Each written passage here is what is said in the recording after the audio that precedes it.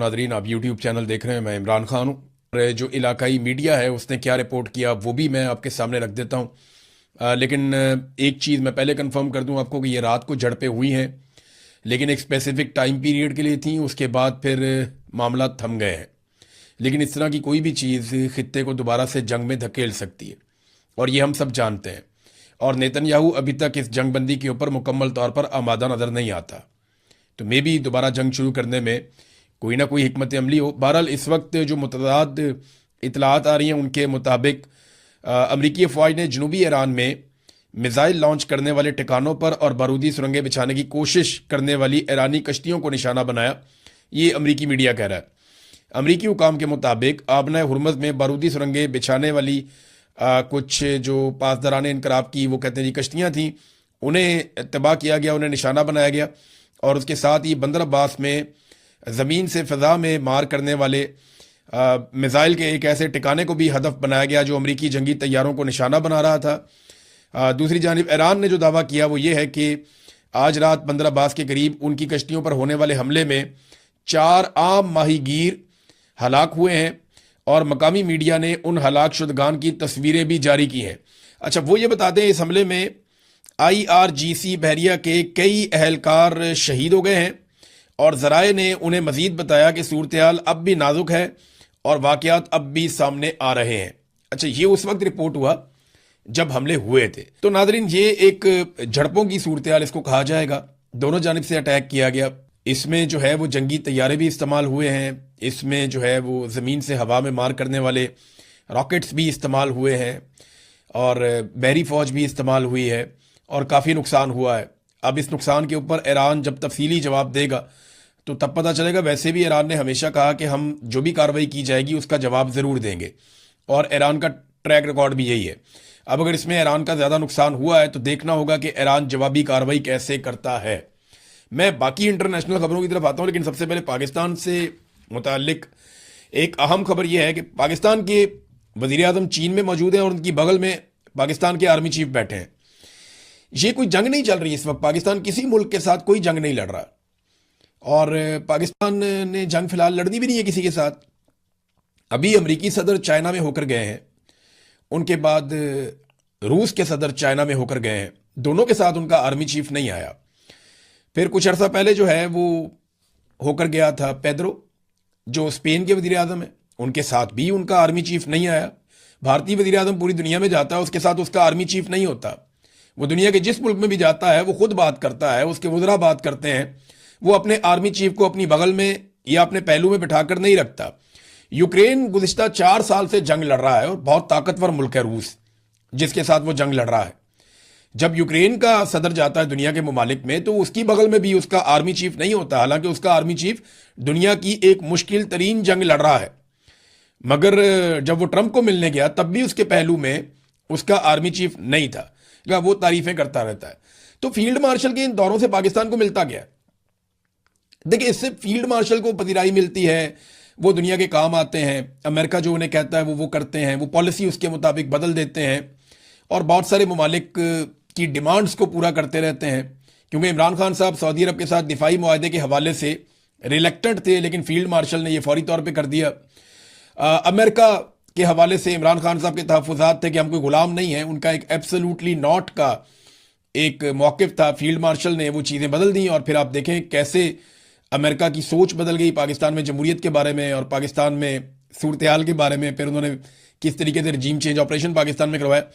اب امریکی وزیر خارجہ بھارتی سرزمین پر کھڑے ہو کر پاکستان سے آنے والی دہشت گردی کو ایک حقیقت بتا رہا ہے، ان کا سٹیٹمنٹ ہے، نکال کے آپ پڑھ لیں۔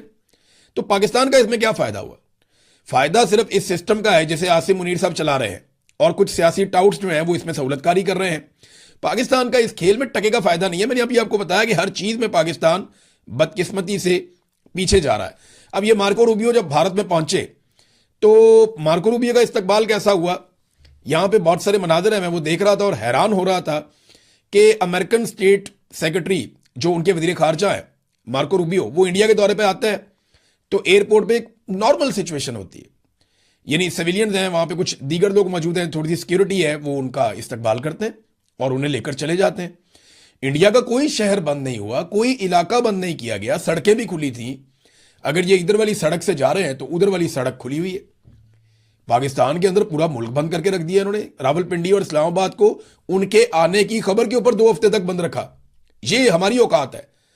امریکہ سے کوئی چھوٹا موٹا ان کا آفیسر بھی آ جاتا ہے تو فیلڈ مارشل، وزیر اعظم، فلانا ڈمکانا، پوری کیبنٹ لینے پہنچ جاتی ہے. وہاں سے ان کی خوشامد کرتے ہوئے ان کو لے کر آتے ہیں اور واپس بھی خوشامد کرتے ہوئے چھوڑتے جاتے ہیں. یعنی یہ بہت بڑا فرق ہے. خود مختاری کیا ہوتی ہے؟ یعنی جو جتنا بڑا ہے اس کو اتنا پروٹوکول آپ دیں اور اس طریقے سے اس کو آپ ڈیل کریں. اس کے اوپر نا کچھ آرٹیکل بھی چھپ رہے ہیں. آنے والے دنوں میں یہ ساری چیزیں آپ کے سامنے رکھوں گا. لیکن حالات پاکستان میں یہ ہیں فیلڈ مارشل کے دوروں کے بعد کہ 90 فورن کمپنیاں پاکستان کو چھوڑ کر چلی گئی ہیں. یہ بات جو ہے ڈاکٹر کیسر بنگالی، یہ بڑے شاندار اکانومسٹ ہیں، انہوں نے کہا پچھلے 5 سال میں 90 فورن کمپنیاں یہاں سے چلی گئی ہیں. یہ فورن ڈائریکٹ انویسٹمنٹ لانے کی کوشش کر رہے ہیں جبکہ ریورس FDI ہو رہا ہے اس ملک میں. یہ تو معیشت کا بیڑا غرق ہو رہا ہے. بڑی بڑی کمپنیاں، بڑے بڑے انویسٹرز وہ پاکستان کو چھوڑ کر جا رہے ہیں. حتیٰ کہ پاکستانی جو پاکستان سے پیار کرنے والے ہیں، پاکستان کے لیے جیتے ہیں، پاکستان کے لیے کچھ کرنا چاہتے ہیں، جن کے پاس ہنر بھی ہے، وہ بیچارے پاکستان چھوڑ کر جا رہے ہیں. تو دور ہی نہیں ملا، ورنہ پتہ نہیں یہ سارے پاکستانیوں کو ہی مار دیتے. بہرحال ڈونلڈ ٹرمپ نے جو مطالبہ کیا نا مسلمان ملکوں سے کہ آپ فوری طور پہ ابراہم ایکارڈ کے اوپر دستخط کریں، اور انہوں نے اپنی انتظامیہ کو کہا کہ اس کا بندوبست کرو فٹافٹ. دونوں الگ الگ معاملے ہیں. یہ جو ایران کا، اسرائیل کا اور امریکہ کا پھڈا ہوا نا، یہ الگ چیز ہے. وہ جو ابراہم ایکارڈ ہے نا، وہ ایک الگ چیز ہے. لیکن ڈونلڈ ٹرمپ اسی میں لپیٹ کے کہ جناب یہ معاہدہ ہو رہا ہے لہذا یہ والا معاہدہ بھی کرو، اس کو ایک کنڈیشن کے طور پہ ساتھ رکھ دیا. میں حیران ہو رہا تھا اور انتظار کر رہا تھا کہ یہ جتنے دین کے ٹھیکیدار پاکستان میں رہتے ہیں مولوی، یہ کب بولیں گے ڈونلڈ ٹرمپ کے اس بیان کے بعد. تو کوئی ٹھیکیدار نہیں بولا، کسی نے فتویٰ جاری نہیں کیا. یعنی عمران خان کو تانے دینے والے جتنے لوگ تھے سارے غائب ہیں. طاہر اشرفی کدھر ہے؟ مفتی منیب کدھر ہے؟ یہ کیوں نہیں اسٹیٹمنٹ دیتے کہ ڈونلڈ ٹرمپ کا یہ مطالبہ کیا ہے؟ اس کے بارے میں کوئی بات نہیں کر رہا. فیلڈ مارشل کا اسٹیٹمنٹ آنا چاہیے، شہباز شریف کا اسٹیٹمنٹ آنا چاہیے، انہیں بتانا چاہیے نا. ویسے تو وہ آیات سناتے ہیں، وہ بتاتے ہیں، لیکن یہاں پہ بھی بتائیں نا کہ اس میں قرآن پاک کیا کہتا ہے کہ جب ظلم کیا جا رہا ہو ایک طبقے کے اوپر تو وہاں پہ آپ نے کیا کرنا ہے اور کس طرف آپ نے جا کر کھڑے ہونا ہے. اور اس کے اندر جو کھیل ہے وہ کیا ہے. یہ مڈل ایسٹ آئی نے یہ خبر بریک کی ہے اور یہ ایک بڑی تشویشناک رپورٹ ہے. اس رپورٹ کے مطابق امریکہ اور اسرائیل ایک ایسے منصوبے پر غور کر رہے ہیں جس کے تحت مسجد اقصی پر اردن کی تاریخی کسٹوڈین شپ اسے ختم کر دیا جائے گا. یعنی اس وقت اردن کے کنٹرول میں اسے ختم کر رہے ہیں اور اس منصوبے کے مطابق اسلامی اوقاف کی جگہ پر اسرائیل کی حمایت یافتہ ایک نئی باڈی قائم کی جائے گی جو اس مقدس مقام کو ایک کثیر العقیدہ مرکز میں تبدیل کر دے گی جہاں یہودیوں کو عبادت کی وسیع تر رسائی دی جائے گی. اسرائیلی نگرانی اس کو حاصل ہوگی. رپورٹ میں مزید کہا گیا کہ ٹرمپ انتظامیہ کی خواہش ہے کہ مسجد اقصی کی مسلم شناخت کو ختم کر کے اس جگہ کو ایک ایسے تاریخی سیاحتی مقام میں تبدیل کر دیا جائے جو تینوں ابراہیمی مذاہب اسلام، عیسائیت اور یہودیت کی میزبانی کر سکیں. یعنی اب یہ جو ایک شناخت ہے مسجد اقصی کی کہ یہ مسلمانوں کا ایک مقدس مقام ہے، وہ شناخت ختم کی جائے گی. آپ اندازہ کریں جب امیر آدمی کے گریبان پہ ہاتھ ڈلا، جب امیر آدمی کو پکڑا گیا اور پوچھا گیا کہ انلیگل جگہ ہے جناب خالی کیجئے، تو ہائی کورٹ بیچ میں آ جاتی ہے. اسی شہر میں یہاں سے واکنگ ڈسٹنس کے اوپر ہزاروں غریبوں کے مکانات خالی کروا کے گرا دیے، ہزاروں غریبوں کو بے گھر کر دیا گیا. لیکن ہائی کورٹ نہیں جاگی، کسی عدالت نے کوئی آرڈر نہیں دیا کیونکہ وہ غریب تھے، وہ بے سہارا تھے، ان کا کوئی والی وارث نہیں تھا. اور جو آدمی اس ملک میں جب بھی کبھی غریب کا والی وارث بنا ہے اسے یا تو ذوالفقار علی بھٹو بنا دیا گیا یا اسے عمران خان بنا کر نشان عبرت بنانے کی کوشش کی گئی. جو بھی کوئی بھی پاکستان کے اندر جب بھی اسٹیبلشمنٹ کے مفاد کے خلاف کھڑا ہوا، اسٹیبلشمنٹ اس کے گلے پڑ گئی. پاکستان کے 2 ٹکڑے کر دیے انہوں نے. جب شیخ مجید نے بنگلہ دیش کے غریبوں کے لیے آواز اٹھائی تو پاکستان کے 2 ٹکڑے کر دیے انہوں نے. یوتھ ہے، انہوں نے بڑا زبردست کام کیا. ڈونلڈ ٹرمپ نے ناظرین ایک یو ٹرن لیا ہے. یورینیم کے معاملے میں انہوں نے اپنی پوزیشن تبدیل کی ہے اور یہ ایران کی ایک بہت بڑی کامیابی ہے.